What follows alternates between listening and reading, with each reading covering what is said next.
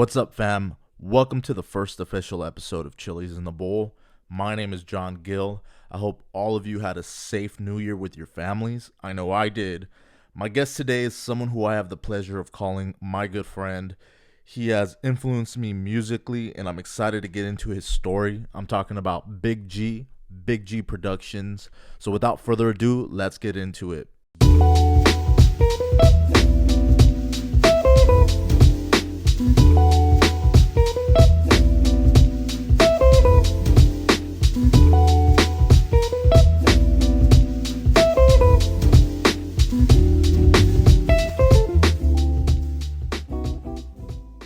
What's up, buddy?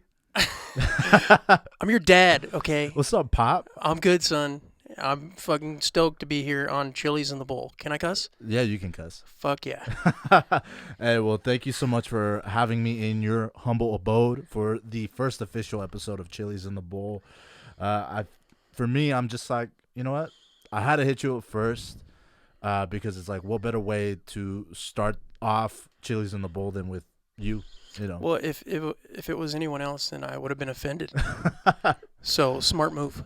Thank you, sir. You're Thank you. Where are we right now? I know we're at your house, but where are we? Tell me. We are, as you said, at my house in Cherry Valley, California, in my studio room, right next to my bedroom. That's right. And that's specifically where we are. Yes, and we have spent a lot of time here too.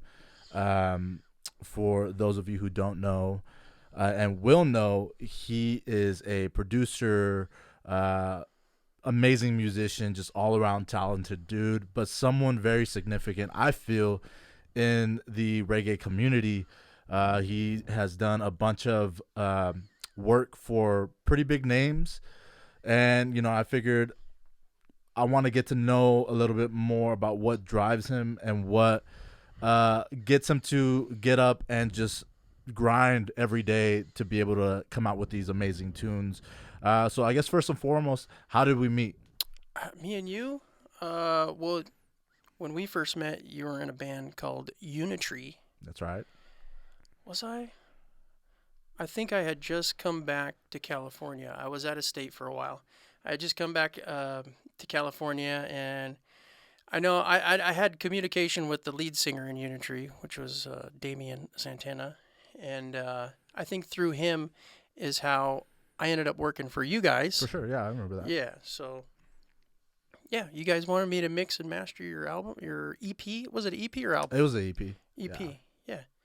That's how we joined forces. But it's crazy though how through quote unquote work relationships we started to develop a friendship and started getting closer and closer as we, you know, got to work a little more. For sure. You Yeah, know. I tend to do that with, you know, most people I work with. Not to signify or significantify. How's that word? No, I get what you mean. Not sure. to take anything away from our relationship, not that I do it with everybody, but you know, yeah, we definitely Like, developed dude? a I significant. I thought this meant something, dude. Well, of course, I'm your dad. That is true, dude. You definitely you treat me like a son of yours. Yeah, man, it's crazy, you know, how this friendship stemmed from one person, you know. It was through a mutual acquaintance, you know, with Damien. Yeah. And then it ended up blossoming into what I think is one of my closest, you know, friendships that I have. Yeah, man, I love you. Yeah, I love you too, dude. I love you too. But with that, you know, with that being said, I've seen where you were when we first met, as far as like recording and mixing and doing all that jazz with, you know, people out in the reggae community, and seeing you where you're at now. Yeah. It's like amazing to me because you got to work with some pretty big names in my book. And what I want to know is like, what do you think was a turning point for you where you started to see that change in the type of work that you were doing from when we met to now? Well, I think definitely the one project that opened a lot of doors for me was the Ayaterra album. Mm-hmm. Mixing and mastering, coming to light. You know, once I had completed that and they put it out, just people finding out that I worked on it. I started getting more and more inquiries, mainly through Instagram. So, yeah, that was the turning point in my production and engineering works was doing their album. I got a flood of inbox messages after that came out. Yeah, I mean, it was a great album for sure, and you could definitely hear all the little bells and whistles that you had added through that album. Um, for you, where do you think you started to gain, momentum and the confidence? Uh, Uh, I mean, kind of right around the same time. I'm just getting contacted by people. A bunch of different bands hitting me up. It kind of uh, let me know that I was doing something right. If you listen to my works and you enjoy what you listen to, the proof's in the pudding. for sure. So, it's just cool that people listen to my work, they enjoy it, and then they want to work with me themselves. It's a wonderful feeling. No, absolutely. I mean, and same goes for me and my group. My group now that I have Focus. Focus. Focus. Yeah, yeah. I mean, first, we knew when we started writing music, we wanted to go to you to record and to mix and master and produce because we knew the type of quality that we were going to get into. When Focus began, it was kind of me, you, and Josh almost. It was me, you, and Josh for sure, and it was cool to see how you were working behind the scenes because personally, like with the Unitree stuff, like I didn't get to see your mixing process or the type of input that you were giving us with Focus. So to be able to be there in the moment and kind of see what you were doing, I think it was a learning experience for myself as well as for Josh, because then we started to take that into our writing process for the upcoming album, to be able to have those ideas and songwriting skills that we had learned from you while we were writing the EP. And I know that you do that a lot for other groups in the community. Yeah. So I feel, to me, that's like a testament to your work ethic and what you have been able to do aside from the Ayaterra stuff. I feel like with the Ayaterra stuff, that just propelled you to a whole other level. But what I find awesome and what I appreciate about you is that you're still willing to work with us and other people within the community. Yeah, man. I mean, if anybody thinks that I'm like above them or anything like that, you can throw that out the door. I'm just a regular cat like everybody else. No, for sure. So just hit me up and I'll tell you. If I can work on your stuff, I can. If I can't, I can't. I'll tell you straight up, because I get all walks of life, as so to speak, as far as submissions, people sending me music, some of it is, perfect, and some of it just, it needs to go back to the drawing board. So, it's not fun telling people stuff like that, but, come to me, tell me what you got, show me what you got, and I'll be straightforward for with you. sure. And speaking of going back to the drawing board, I want to take it back because I don't think I've ever talked to you in depth about where your journey started in this, like with producing and mixing and mastering. I know we've kind of touched on it before, very little, but I think for this occasion, it's something that I've always been interested in. I feel like we should talk about.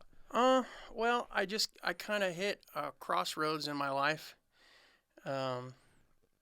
I didn't have a job, and I was just a musician. I was just a professional musician. That's all I was doing at the time.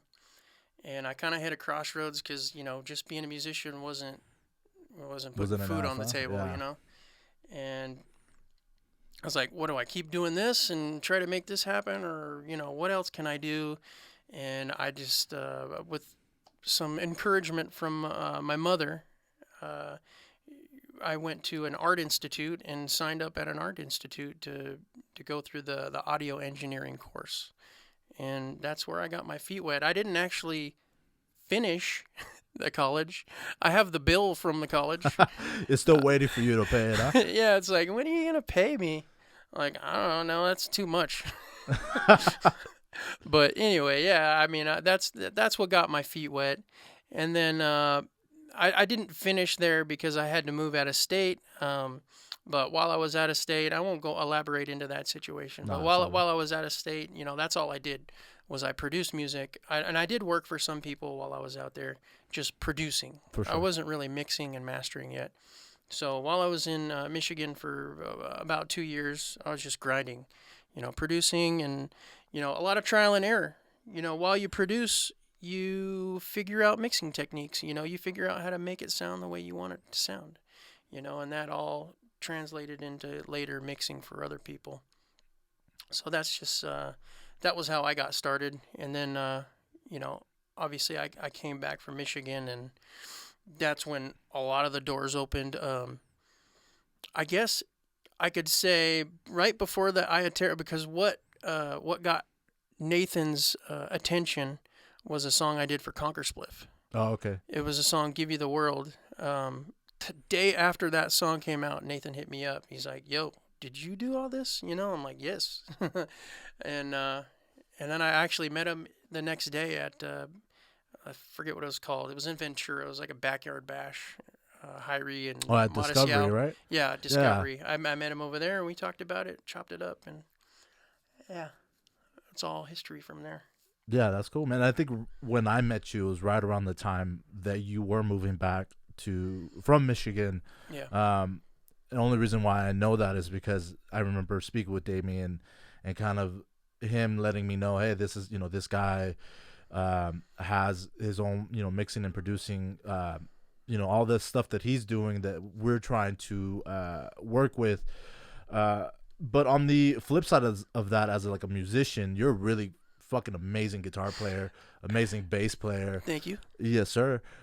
When you were doing the mixing and the mastering, I know you had a bunch of different projects that you were working on. I know, reggae wasn't the first genre that you started playing in a band. I know you played metal. Yeah, well, that was That was a long time ago, but a long time ago. I'm telling you, we're taking it way back. So. Taking it way back. Yeah, like after I graduated high school in 1998. You old fuck. I actually one of my friends had a friend of his that actually lived across the street from me, and they would play music over there, and I was like, whoa, that's so fucking cool. So I would go over there, and at this time I was in my new metal phase, so I liked Deftones, Korn, and like Limp Bizkit, Slipknot, shit like that. And I had a 7-string guitar too. So I would go over there. We would play that kind of stuff. But then these guys liked Sublime. So we would play Korn, and then they were like, "Let's play a Sublime song." I was like, I never played no shit like this, But I ended up liking it, and from there we started writing our own tunes. My first band was called Broke Down, and a little fun factoid: the bass player is the bass player for Anderson .Paak. So he's off doing his thing, killing it, and Harry, I'm trying to produce reggae music. No, for sure. I mean, and obviously it stemmed from your other band, Nobody Cares, and then Nobody Cares was after Broke Down. So my first band was Broke Down. We started playing shows and kind of getting a little buzz about us, and we got shows with this other band called Nobody Cares, and they just became our homies. We just partied with those dudes and played shows, and then somewhere down the line their guitar player kind of flaked on them, and they needed a guy, and I was there. So for a while I played with both bands. Eventually Broke Down kind of faded away, and then I was just playing with Nobody Cares, and then from Nobody Cares, I kind of transitioned into the original Badfish, not the cover band, which is our current band, Khalifa. Yeah. Obviously. So from there, then I was playing with Badfish / Khalifa for a while. From there, my keyboard player from Nobody Cares joined another band called Citizen, and they needed a bass player. So that's when I first started playing bass seriously. Yeah. Like I wasn't even a bass player. Like I never played bass for anybody, but I could pick up a bass and play it. So I was like, But you know what, there's like two ways of thinking about it, and then for me, I personally think that if you play guitar and you play guitar really well, if you switch over to bass, I've sometimes find it that you become a better bass player because you're not looking at the bass as like a bass player where you're just thinking about rooted notes. You're Yeah. looking at it as like a lead guitarist where Yeah, I definitely you're see. noodling. I definitely see all the scales, that I would normally play on a guitar, and so I definitely explore all the notes that you can possibly do, and I guess it is a little different dynamic, jumping from a guitar to a bass rather than just starting on a bass. But yeah, I seem to picking up a little momentum as a bass player. I actually get some of my friends hit me up just to play their bass lines, so that's fun. No, for sure. But it's interesting that you're telling me all this because I can't help but relate. Obviously, since we're both bass players, musicians, and we both play in Khalifa as well. Yeah. For those of you who don't know, but um, I just it's like a long list. It's like a chain reaction of how you go from one band to the next band to the next band, but it's not like a sudden switch. It was somewhat organic of how you transitioned from like a new metal phase Yeah, and to a all regular and all phase, these bands that I played with, I developed friendships with all of them firsthand. which is why we do it. To be honest, Yeah. you want to develop that brotherhood, that camaraderie that maybe you couldn't find anywhere else. I mean, at least for me, that's the whole reason of me wanting to play in bands is to be able to develop those friendships and connections. Almost like not to sound uh, weird or out there, but like almost like a gang, to be honest, or like a biker club, Gang, gang. gang. It's you want that. A lot of the reasons why is because they want why people join gangs or like biker clubs is they want that camaraderie Yeah, for sure. and the same thing that they do. I understand what you're saying, but we're not a gang, I, John. I We don't mean, we don't like mess with people. no, we don't. No, that's bad analogy, but you It's know your what I mean. city. You know what I mean? So, no, that's cool, man. I mean, for me, it's the whole reason why I'm starting this podcast is because I wanted to hear this story. Like you've never told me this, transition from. You never asked before, John. I know, but now I have a reason to ask you. So, but that's fucking rad, dude. You know me, like I have a lot of respect for you, and Yes, you do. yes, I do. The utmost. Utmost respect. I mean, even I feel like as a musician myself, ever since that we started working together, aside from the friendship, I feel like I've become a better bass player, a better musician because of, working with you and, aligning myself with people like-minded to you, Like me. like you. That's right. So, That's I mean, smart. that's more. I mean, that's really the only way that you get better is to be able to associate yourself with people who are better than you. And I feel like with you, I've learned so much, when it comes to the recording aspect. And, there's a completely different technique in playing when it comes from live performances to the recording aspect. And, obviously you and I, we work a lot when it comes to recording the bass or whatever you need me to do or vice versa. So Yeah. for me, it's you start to develop little techniques that just improve your ability to perform overall as a musician. Well, that's dope, man. I'm happy to just pass on a little bit of knowledge and help you out. That's cool. I love hearing shit like that. No, for sure, man. I mean, I'm sure everybody already knows, dude. When they say big G or little G now, since you lost a bunch Well, of weight, yeah, I'm kind of the slimmer of G's these days. But yeah, some people tell me that my name carries weight, but I'm kind of oblivious to all that stuff. which is why I love you so much, dude. You're so humble, man. You're so humble.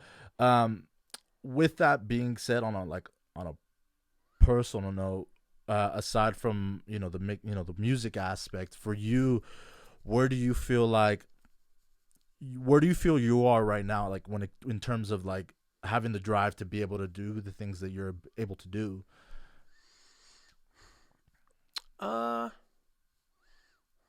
like what keeps me? Yeah, what keeps you going for sure? I mean, just stuff like this, like prime example is the stuff that you're telling me right now, the effect that I've had on you, the things that I've passed on that I didn't necessarily know that I did.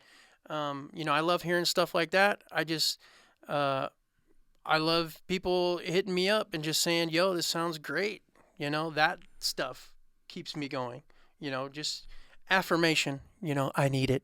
You need the I need affirmation. It. Give it to me. I think everybody needs the affirmation. Affirm me. No, that's cool, man. I love satisfying people, and that's what I want to do. For sure, man. Cool, man. Well, I mean, again, dude, I love you. Thank you so much for being the first episode of Chili's in the Bowl and allowing me to come in here. I know we had to record prior to this, the base, but I mean, I figured we'd kill two birds with one stone. Hey, all the better. All right, brother. Well, hey, dude, like I said, I love you. Thank you so much for having me here. And you take care, all right? I love you, and thank you for having me on Chili's in the Bowl. Yes, sir. The first ever. Run, get it. All right, brother. Thank you. What an absolute pleasure that was for my buddy Big G Productions to be the inaugural first guest of Chili's in the Bowl. If you want to follow him, you could follow him on Instagram at Big G Productions or any other social media platforms. Let's do a little bit of housekeeping, though. If you want to follow me, you can follow me on Instagram at Chili's in the Bowl, or you can send me an email, chilisinthebowl@gmail.com. I would love to be able to connect with you guys. Also, my band Focus will be releasing a new single on January 10th on all digital platforms, so check that out. This has been the first episode of Chili's in the Bowl. I appreciate you guys for taking a listen. We out of here. Peace.